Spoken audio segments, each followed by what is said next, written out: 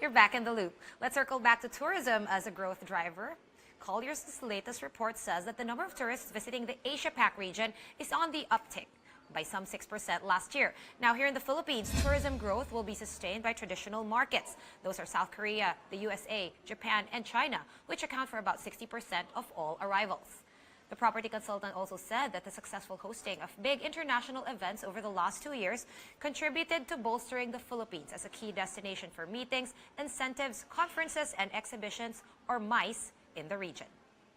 And to find out more, we have with us today Colliers' consultant for hotels and leisure services in the Philippines, Chris Wells. Chris, thanks for gracing us with your presence. Thanks for having me, Sean. All right, let's get straight to it, okay? You're forecasting a 10% growth in tourist arrivals in the Philippines. That's great, double-digit growth. However, that is lower than the government's 17% forecast. Where is this discrepancy coming from? We're a little bit lower than the government. The government is looking at foreign tourist arrivals of 7 million, and we're coming in a touch. We think it's going to be right at that 6.6 million. Arrival mark, and a lot of that still has to do with the lagging infrastructure.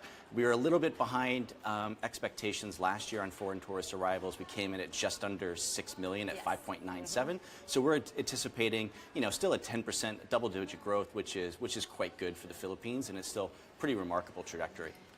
Okay.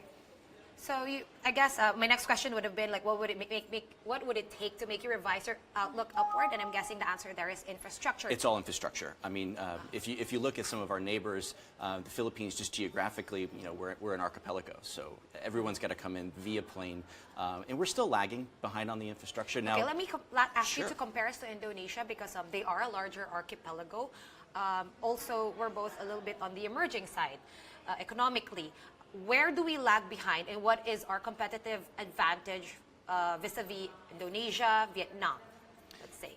Indonesia, I mean, first and foremost, Bali is a fantastic destination. It's been on the radar a much longer time than the Philippines. We had a very, very successful campaign with It's More Fun in the Philippines, so the word's getting out on the Philippines. What I would like to see is more of a concentration in the well-known markets that we have. So, Boracay is well-known, Mactan is well-known. I'd like to see further infrastructure developments there, which is on the way, as well as, an upgrade in hotels. We're seeing more and more international brands that are expanding the Philippines, and the ones that aren't here really want to be. El Nido, of course, is a huge, there's a big opportunity at El Nido, and we're very bullish on that area. What else? What other areas are you bullish on apart from Boracay and Mactan, and El Nido, since it's already on the uptick? We like areas where there's infrastructure coming in. So with the latest bids, you're going to see a new airport in Bacolod, Iloilo, Bohol. So these are the areas that we anticipate we'll see a good amount of growth because it's all about access. I mean, if you're visiting from Hong Kong, Singapore, Tokyo, or South Korea, which is our biggest biggest market, it's all about access. If you've got to come to Metro Manila, change planes, change terminals, then it certainly limits your market. If we can get more and more direct flights to our key feeder cities, then that's where those are the areas that we like. Absolutely, not even we like doing that, right? Okay. Speaking of the ASEAN, you mentioned some of our neighbors. There's been talk of packaging the ASEAN bloc as a package deal, like go to Thailand, switch over to Indonesia, do a tour of Southeast Asia. Do you think that's feasible, and do you think that's actually a good strategy to take on?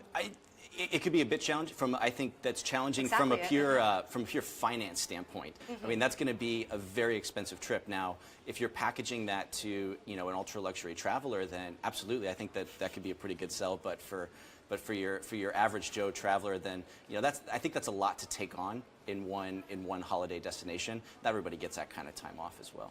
Okay, let's circle back this time to infrastructure. Now, in your report, you did mention that here in Metro Manila, we're about to see about 4,000 new hotel rooms, both high-end and mid-end.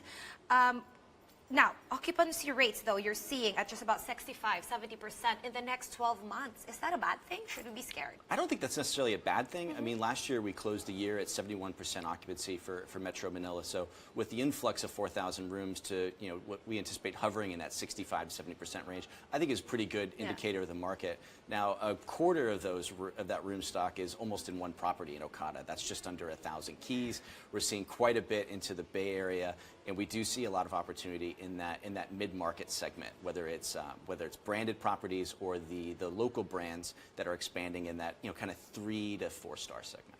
Okay, you mentioned Okada. So do you think that gaming and the expansion and more options in terms of casinos and integrated resorts and casinos in the country could also boost tourism? Absolutely. I mean, it's a very appealing market in China. It's a very appealing market in South Korea. We're seeing, we're seeing much warmer relations between the Philippines and China. We're seeing a big influx in tourists. So I do think it's a great opportunity to further put Metro Manila on the map.